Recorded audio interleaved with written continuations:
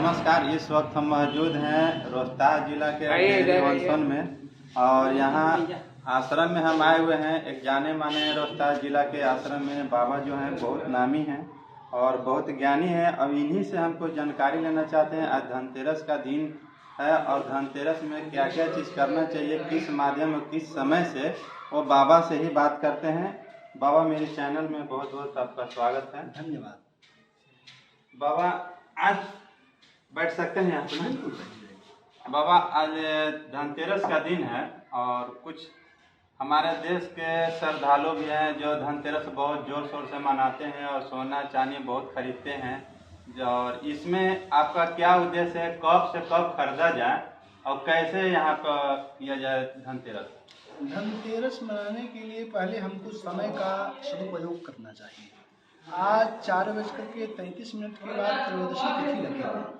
अभी द्वादशी तिथि चल रही है, तो जब त्रयोदशी तिथि लग जाती है उसके बाद में जो है हमको कोई चीज़ खरीदना चाहिए। और उसमें भी यदि हम स्थिर लग्न में करें, स्थिर लग्न में कोई चीज़ लेते हैं तो उसका विशेष महत्व होता है। स्थिर लग्न आपको शाम को 7:03 से लेकर के और 8:59 तक, लगभग 9 बजे तक ऐसा उत्तम मुहूर्त है जिसमें वृष लग्न है। वृष लग्न में यदि हम कोई सामान अपने घर में लाएंगे तो हमारे वहाँ कुछ दिन तक स्थिर रहेगा, क्योंकि चर लग्न में कोई चीज़ लेने पर कुछ दिन के बाद वो चला जाएगा और दुस्वभाव में रुक भी सकता है, जा भी सकता है। लेकिन इसीलिए स्थिर लग्न में हमको सामान को लेना चाहिए। सोना ले सकते हैं तो सोना ले, चांदी ले सकते हैं तो चांदी ले, तांबा ले, पीतल ले, भी हम ले सकते हैं। नहीं कुछ हो सकता है तो एक चम्मच ही ले लें, एक दीपक ही ले लें, जो भी हमारी श्रद्धा हो। और नहीं ये हो सकता है तो सफाई का, जहाँ पर सफाई होता है वहाँ पर लक्ष्मी का वास होता है। और धनतेरस में कुबेर और लक्ष्मी की ही आराधना होती है। लक्ष्मी धन की देवी, अधिष्ठात्र देवी मानी गई है, क्योंकि लक्ष्मी की कृपा से ही धन प्राप्त होता है। जब तक लक्ष्मी की कृपा नहीं होती है तब तक हमको धन की प्राप्ति नहीं होती है। और लक्ष्मी और कुबेर, कुबेर क्या है तो धनाध्यक्ष है, देवताओं का धन का मालिक कुबेर ही है। और कुबेर जी की भी आराधना करने से हमको धन की प्राप्ति होगी, लक्ष्मी की भी आराधना करने से धन की प्राप्ति होगी। इस तरह से झाड़ू भी हम ले लेंगे तो उसमें भी सफाई होगी, तो भगवान का, जहाँ पर सफाई होगा वहाँ पर भगवान का वास होगा।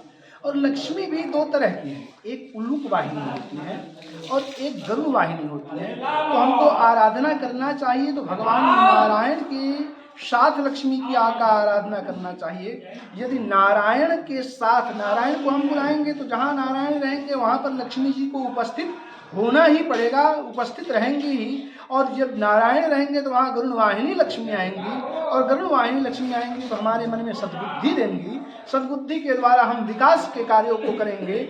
और जो है यदि उलूक वाहिनी लक्ष्मी आएंगी और लक्ष्मी की हम आराधना करें तो उलूक वाहिनी लक्ष्मी आएंगी तो हमको समय से उल्लू बना करके चली जाएंगी। इसलिए हमको गरुड़ वाहिनी भगवान नारायण के साथ में जो लक्ष्मी रहती हैं उन लक्ष्मी का आराधना करना चाहिए, कुबेर का आराधना करना चाहिए धनतेरस पर।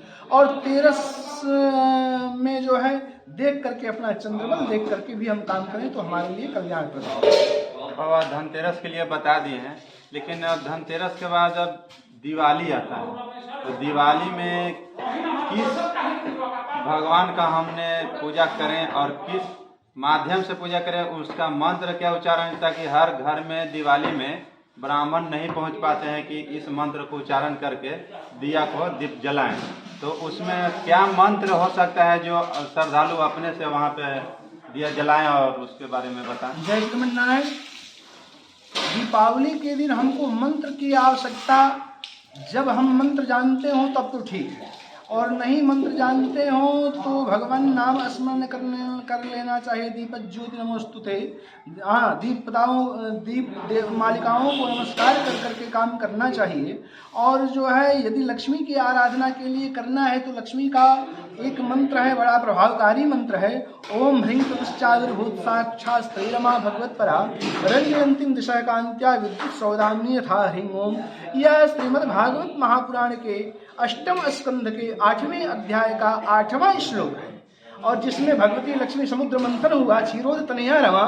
भगवती लक्ष्मी समुद्र से उत्पन्न हुई हैं और जब प्रकट हुई हैं तो वही हिंदुश्चाविर्भूत साक्षात् स्त्री रमा भगवत परा।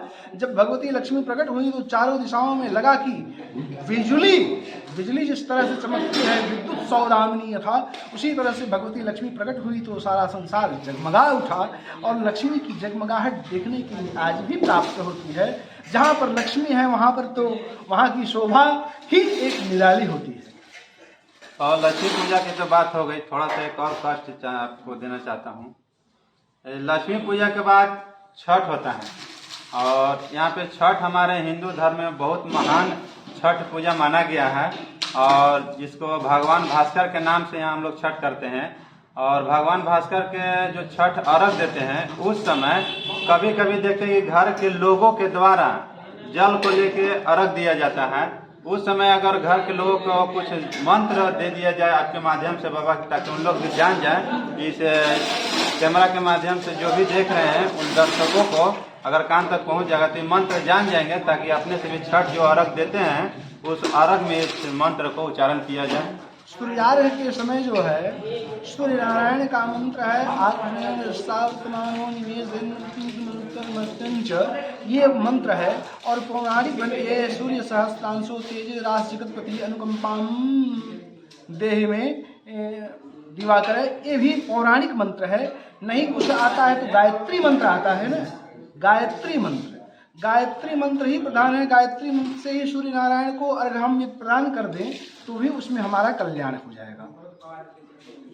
छठ पर्व में या कभी भी सूर्य नारायण को जल देना है तो गायत्री मंत्र से भी आप दे सकते हैं। कोई मंत्र नहीं याद है तो गायत्री मंत्र जो है, क्योंकि गायत्री मंत्र तीनों वर्ण के लिए, ब्राह्मण क्षत्रिय वैश्य के लिए जो उपनीत वाले हैं, जिनका एक जो उपनीत संस्कार होता है, उनको उपनीतों के लिए सूर्यार्घ देना आवश्यक है। और सूर्यार्घ जब देते हैं तो उस तरह से जो है गायत्री मंत्र से ही दे सकते हैं, कोई दिक्कत नहीं है। बाबा एक चीज और पूछना चाहते हैं, जो गायत्री मंत्र तो कह दिए, इसमें हम लोग कुछ संदेह एक चीज का है, जैसे ये आश्रम कितने वर्ष पुराना है? यह आश्रम 1969 तो ये वर्ष हुआ ये आश्रम? देव सत्संग आश्रम 1969 में जमीन ली गई थी और उसके बाद यहाँ पर धीरे धीरे निर्माण का कार्य चला और 74 से यहाँ पर सेवा होना प्रारंभ हुआ। इस वर्ष 49वां राम विवाह महोत्सव यहाँ पर मनाया जाएगा।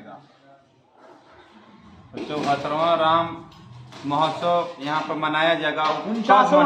हाँ 49वां। कब मनाया जाएगा? यह 18 नवंबर से लेकर के 28 नवंबर तक यहाँ पर कार्यक्रम चलेगा। जो प्रथम 9 दिन नवाह पारायण होगा, उसके बाद प्रथम पूजन के बाद नवाह पारायण के बाद माताओं के द्वारा संकीर्तन 18 तारीख से लेकर के 25 तारीख तक, और उसके बाद 3 बजे से राम कथा का आयोजन किया गया है। और फिर 3 बजे से राम कथा का आयोजन होगा 6 बजे तक। राम कथा होने के बाद फिर 26 तारीख को हवन होगा। जो नवाह पारायण होगा वाल्मीकि रामायण रामचरितमानस का, उसका हवन होगा। हवन के बाद में जो है फिर माताओं के द्वारा 3 बजे मटकोड़ किया जाएगा, मृदाहरण, जिसको शास्त्रों में मृदाहरण कहते हैं, वही मटकोड़ जो घर के विवाह में भी होता है। मटकोड़ का कार्यक्रम संपादन होगा। सायंकालीन भगवान को हल्दी लगेगा और दूसरे दिन 27 नवंबर को शोभा यात्रा भगवान का बारात निकलेगा। यहाँ पर बाजे गाजे के साथ पवित्रोत्सव होगा। और 28 नवंबर को दिन में 12 बजे से भगवान का विवाह होता है। यहाँ विवाह मंडप है बगल में, भगवान के विवाह मंडप में ही भगवान का विवाह होगा। और शाम को 5 बजे तक आरती संपादन होगा। सब लोग का बृहद इसमें भंडारे का भी आयोजन है। सब लोग इसमें आवें और सबका स्वागत है। बाबा एक चीज जानना चाहते हैं, आपके जो गुरु हैं, जो गुरुदेव का उनका नाम क्या है, जानना चाहते हैं। हमारे गुरुदेव जगत गुरु रामानुजाचार्य स्वामी वासुदेवाचार्य जी महाराज विद्या भास्कर स्वामी जी हैं। और जो इस आश्रम के जिनके नाम से ये आश्रम बना हुआ है, तो श्रीमद वेद मार्ग प्रतिष्ठापनाचार्य उभय वेदांत प्रवर्तकाचार्य श्री सत संप्रदायाचार्य योगी राज परिव्राजकाचार्य जगदाचार्य श्रीमद विश्वक सेनाचार्य श्री पंडित स्वामी जी महाराज, उनके नाम से ये आश्रम है। बहुत बहुत धन्यवाद बाबा।